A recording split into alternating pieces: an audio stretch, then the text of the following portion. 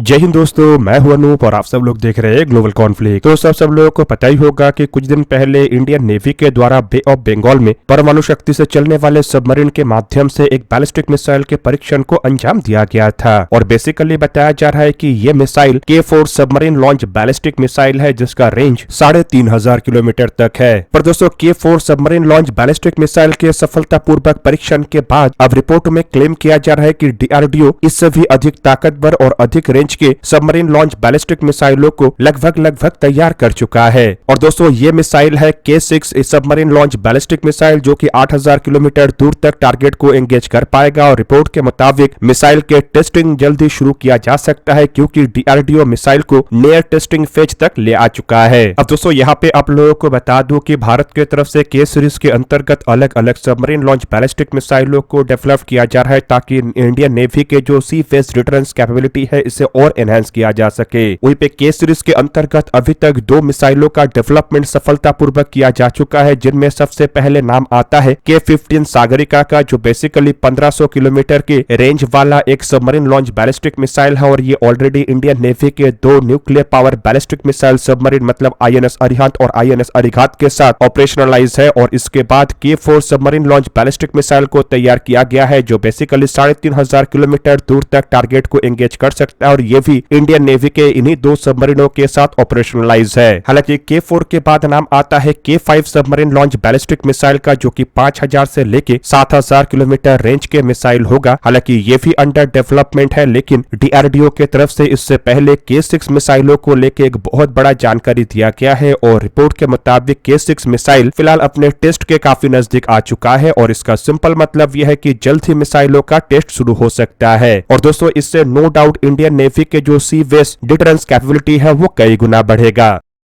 अब दोस्तों local media के तरफ से ये भी क्लेम किया जा रहा है कि DRDO इन मिसाइलों को अरिहंत क्लास के सबमरीनों में इंटीग्रेट करने को लेके भी काम कर रहा है और ये काम भी ऑनगोइंग है। जबकि वहीं पे DRDO के तरफ से ये भी प्रॉमिस किया जा रहा है कि इन मिसाइलों का जो स्ट्राइक रेंज है ये कम से कम 8000 किलोमीटर होगा जिससे कि इन मिसाइलों के माध्यम से एशिया, यूरोप, अफ्रीका और अन्य continent even Indian Ocean region के एक बड़े हिस्से को कवर किया जा सकेगा और भारत का हितों को प्रोटेक्ट किया जा सकेगा। दोस्तों K6 सबमरीन लॉन्च बैलिस्टिक मिसाइलों के ऊपर जो काम है वो साल 2017 के ही आसपास शुरू हो गया था। और बेसिकली इन मिसाइलों का जो डेवलपमेंट है वो हैदराबाद स्थित DRDO के शाखा एडवांस नेवल सिस्टम्स लेबोरेटरी के द्वारा किया गया है। और ये संस्था ऑलरेडी अपने solid propulsion technology, composite material, aerospace mechanism और गाइडेंस सिस्टम्स के डेवलपमेंट के वजह से जाना जाता है। ऑलरेडी इस संस्था की तरफ से इससे पहले K15 सागरिका, K4 और K5 submarine launch ballistic missile जैसे मिसाइलों के ऊपर भी काम किया जा चुका है।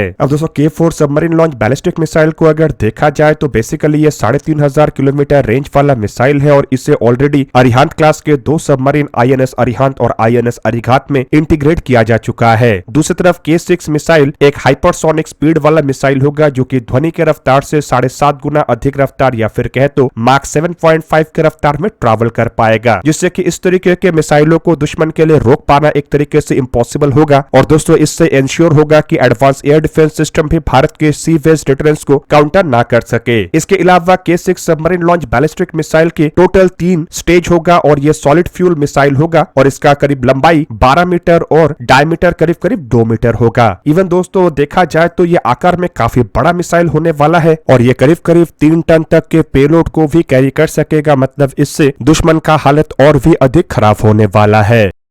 अब दोस्तों पहले ही मैं आप लोगों को बता चुका हूं कि K6 मिसाइल असल में एक हाइपरसोनिक मिसाइल होने वाला है। मतलब ये इंडियन नेवी के कैपेसिटी को कई गुना बढ़ाएगा। ऊपर से इसमें कई तरीके के कटिंग एज टेक्नोलॉजीज का उपयोग किया जाएगा जिस कारण इन मिसाइलों के जो स्टेल्थ प्रोफाइल है वो पहले के मिसाइलों की तुलना में अधिक बढ़ेगा। इसके अतिरिक्त तो ये सबमरीन लॉन्च बैलिस्टिक मिसाइल होने के वजह से इसे समुद्र के अंदर लंबे समय तक बैलिस्टिक मिसाइल सबमरीनों के माध्यम से छुपाया रखा जा सकता है। इसके अतिरिक्त दोस्तों ऐसे मिसाइलों को ज्यादा ज्यादातर परमाणु हथियारों से ही लैस किया जाता है, तो आप समझ सकते होंगे कि ये जो हथियार है ये आने वाले समय में भारत के लिए कितना खास होने वाला है। ऊपर से भारत जहां पे लड़ाई जैसे सिचुएशन में घिरा हुआ है और भारत के दो पड़ोसी देश जो कि भारत के साथ बॉर्डर भी शेयर करता है और परमाणु हथियारों को भी रखता है, तो ऐसे में भारत के परमाणु शक्ति से डिटरेंस को बढ़ाना और अधिक जरूरी था। हालांकि दोस्तों देखा जाए तो K-15 सागरिका और अरिहंत क्लास के पहले सबमरीन के साथ ही भारत साल 2016 में अपने आप को न्यूक्लियर ट्राइड नेशन में शामिल कर चुका था, लेकिन K-15 सागरिका मिसाइलों का रेंज केवल मात्र 1500 किलोमीटर है, जिससे कि ये जो ट्राइड है ये एक लिमिटेड रेंज के अंदर रह जाता है। पर K4 submarine launch ballistic missile आने के बाद ये क्षमता जहां पे बढ़ा है, तो वहीं पे K6 जैसे मिसाइल आने के बाद भारत के पास और किसी तरीके का कोई भी लिमिटेशन नहीं रहेगा, क्योंकि 8000 किलोमीटर रेंज अगर ये मिसाइल का होता है तो भारत के दोनों पड़ोसी देशों को ही भारत आसानी से कवर कर सकेगा। और इवन अगर लड़ाई जैसे सिचुएशन में सबमरीन इंडियन ओशन के डीप अंदर भी तैनात रहे, तब भी भारत के लिए डिटरेंस बरकरार रखना संभव हो पाएगा। हालांकि इसके अलावा दोस्तों आप लोगों को ये भी बता दूं कि आए दिन जिस तरीके से भारत के ऊपर परमाणु हथियारों को लेकर धमकी दिया जाता है, उससे काउंटर करने के लिए भी भारत को इस तरीके के एक स्ट्रॉन्ग कदम उठाना आवश्यक था। और मेरा मानना यह है कि जब भारत के द्वारा K5 submarine launch ballistic missile और K6 जैसे मिसाइलों के परीक्षण को अंजाम दिया जाएगा, तो एक्चुअल में भारत की तरफ से अपने दोनों पड़ोसी देशों को एक कड़ा संदेश दिया जाएगा।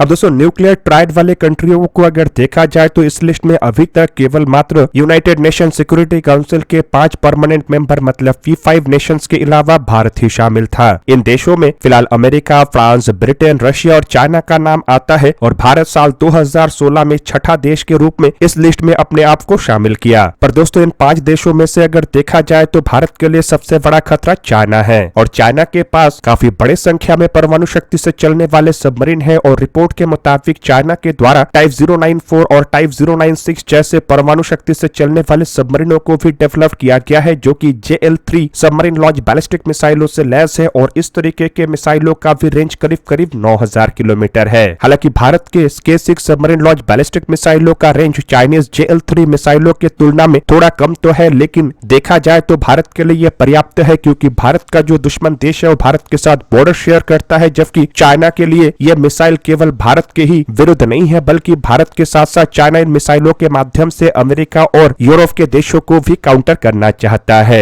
दूसरी तरफ आप लोगों को यह भी बता दूं कि चाइना के जो बड़े संख्या में न्यूक्लियर पावर अटैक सबमरीन और बैलिस्टिक मिसाइल सबमरीन है, उससे काउंटर करने के लिए भी भारत की तरफ से अपने खुद के स्ट्रेटेजी को आगे बढ़ाया गया है, जिसके अंतर्गत जहां पे ऑलरेडी भारत अपने पहले न्यूक्लियर पावर अटैक सबमरीन मतलब अरिहंत क्लास के सबमरीनों को निर्माण कर चुका है, तो वहीं पे अरिहंत के बाद इससे भी अधिक ताकतवर सबमरीनों का डेवलपमेंट किया जा रहा है। मीडिया रिपोर्टों के मुताबिक अरिहंत क्लास के अंतर्गत भारत टोटल 4 सबमरीनों को डेवलप किया है, जिनमें से 2 तो 6000 टन वजन के सबमरीन है, लेकिन आखिरी के 2 सबमरीन आकार में बड़ा, वजन में भारी और अधिक हथियारों को कैरी कर सकेगा और इन सबमरीनों के पास अरिहंत और अरिहंत की तुलना में करीबन दुगना हथियारों का कैपेसिटी रहेगा। इवन ये भी क्लेम किया जा रहा है कि इन सबमरीनों में संभावित K4 submarine launch ballistic missile के बाद K5 सबमरीन लॉन्च बैलिस्टिक मिसाइलों को भी इंटीग्रेट किया जाए।